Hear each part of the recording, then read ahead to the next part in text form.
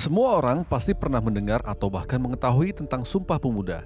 Jika tidak pernah mendengar mengenai Sumpah Pemuda, orang tersebut bukanlah warga Indonesia yang baik karena tidak mengetahui sejarah Indonesia sendiri.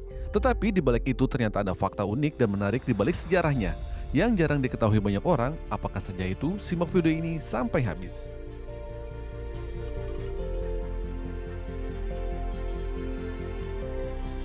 Hari Sumpah Pemuda sendiri diperingati setiap tanggal 28 Oktober. Sumpah Pemuda juga merupakan salah satu momentum yang paling bersejarah bagi Indonesia dikarenakan Sumpah Pemuda menjadi puncak pergerakan nasional yang merupakan hasil dari gagasan pemikiran dari Kongres Pemuda II yang diselenggarakan pada tanggal 27 sampai 28 Oktober 1928. Sumpah tersebut sendiri adalah ikrar para pemuda-pemudi yang menyatakan bahwa mereka mengaku bertumpah darah satu, tanah Indonesia, mengaku berbangsa satu, bangsa Indonesia, dan menjunjung bahasa persatuan bahasa Indonesia. Di balik sejarah dan filosofi yang panjang, ternyata ada beberapa fakta unik dan menarik di balik itu. Berikut adalah fakta-fakta unik dan menarik mengenai Sumpah Pemuda.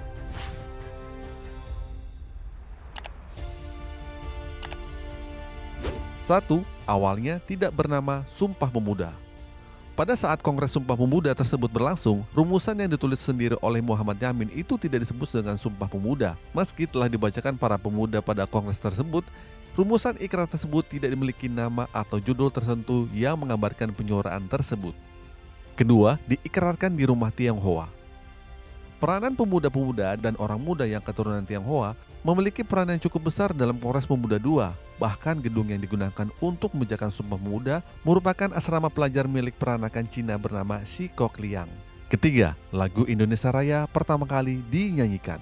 Dalam Kongres Pemuda II di Batavia pada tanggal 28 Oktober 1928, lagu Indonesia Raya untuk pertama kali dinyanyikan dan diperdengarkan ke rakyat yang menghadiri Kongres Pemuda tersebut. Wage Rudolf Supratman memainkan lagu ciptaannya itu di depan Kongres dengan gesekan biolanya. Setelah selesai memainkan lagu Indonesia Raya yang nantinya menjadi lagu kebangsaan Indonesia, dan setelah melalui banyak diskusi dan lainnya, akhirnya Indonesia Raya dinyanyikan dengan beberapa perubahan lirik demi keamanan Kongres. Karena Kongres tersebut diawasi oleh aparat kolonial Hindia Belanda, di mana kata merdeka pada lagu tersebut dihilangkan dan diganti dengan kata mulia.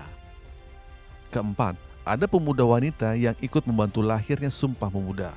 Selama ini yang kita ketahui bahwa yang ikut serta dan berpartisipasi dalam Kongres Pemuda dalam menciptakan Sumpah Pemuda adalah pemuda laki-laki.